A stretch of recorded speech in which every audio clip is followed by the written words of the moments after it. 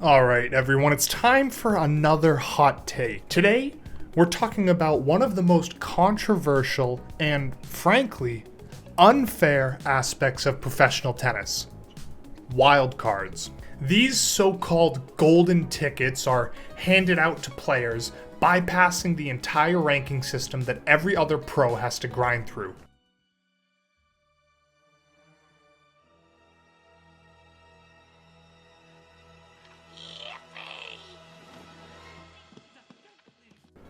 Are they an exciting way to bring fresh talent into the mix?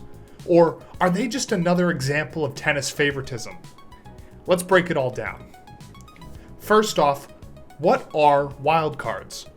A wildcard is essentially an invitation given to a player to compete in a tournament they wouldn't normally qualify for based on ranking. These are awarded by tournament organizers and can allow someone ranked as low as 500 in the world to enter a Grand Slam, skipping over hundreds of players who have spent the entire year grinding on the ATP or WTA tour. So, in theory, wildcards are a cool way to give promising players or injured veterans a chance to shine. But in reality, the system is riddled with inconsistencies, favoritism, and straight-up corruption. Let's dig into why wildcards might just be one of the biggest scams in professional tennis. Take a guess which countries hand out the most wildcards. You got it. Those that host the biggest tournaments. Australian players get a free pass into the Australian Open. The French Tennis Federation hands out Roland Garros spots to their own. Americans? Same thing at the US Open. If you're a top talent from a country without a Grand Slam, you're fighting an uphill battle. Think about it. If you're an insanely talented player from a country like Argentina, Kazakhstan, or Japan, you don't have a guaranteed shot at these big tournaments unless you earn your way in. But if you're a decent player from the US or France, boom, wildcard. Now let's talk about veteran players. I get it. Legends deserve respect. But should they really be getting automatic wildcards just because of their name? Venus Williams, for example, a 7-time Grand Slam champion, is still handed wildcards left and right, despite her ranking being well outside of the top 500. Meanwhile, players ranked in the hundreds or 200s, who actually need a shot, are left fighting for scraps in qualifiers. Why not make these legends earn their spots like everyone else?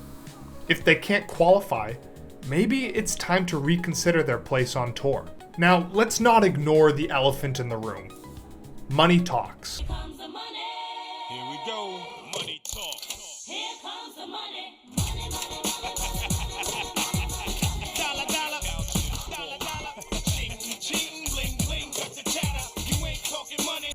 Now, really quick before we keep going, I just want to ask you all to subscribe. It seems that only 2.3% of you that watch my videos are subscribed. So make sure to hit that subscribe button and maybe the bell notification if you want to keep up to date with all things Hot Take Tennis.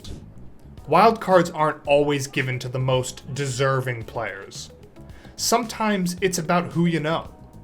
Agencies like IMG have been known to pull strings to get their clients into tournaments. Players, siblings, friends, and even romantic partners have received wildcards while more deserving athletes were left in the dust. It's a rigged game, and it's hurting the integrity of tennis. I mean, isn't tennis supposed to be the true meritocracy of sports? At least that's what I think it claims to be. Not only are wildcards unfair, but they're an absolute slap in the face to the qualifiers. For those who don't know, qualifying rounds are brutal. Players have to win 3 matches in a row just to earn a main draw spot. And they don't get ranking points for these wins. Imagine training your whole life, grinding through the challenger circuit, flying across the world to play qualifiers, and then seeing someone ranked lower than you waltz into the main draw on a wildcard. It's demoralizing, it's unfair, and yet it happens at every single tournament. Now, beyond the unfairness, wildcards mess with the mental game of professional players. Lower ranked players who repeatedly see others leapfrog them into main draws might lose motivation. It creates a psychological barrier where they start questioning if the sport is really about merit or connections. On the flip side, wildcard recipients often feel added pressure to perform, since they didn't earn their way in through the ranking. They're constantly under the microscope, which can backfire and lead to underwhelming performances. So even for wildcard recipients, it's not always a dream scenario. So what's the solution? Do we get rid of wildcards entirely? Maybe not. They do help promote new talent and bring star power to events. But the system needs a major overhaul. Here's what I think. I would limit wildcards for veterans. If you're ranked outside the top 200, you should have to qualify. We should increase transparency.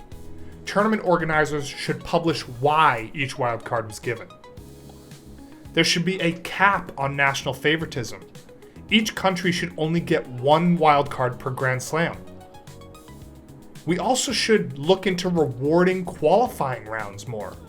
Give ranking points for qualifying match wins.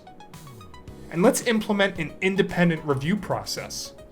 A panel of former players and analysts should review wildcard selections to prevent favoritism. I think if we don't fix this, tennis will remain a sport where connections and birthplace matter more than talent and hard work. And that's just not right. But what do you think? Are wildcards fair, or is it time for a complete overhaul? Let me know in the comments below, and as always, like, subscribe, and stay tuned for more Hot Take Tennis.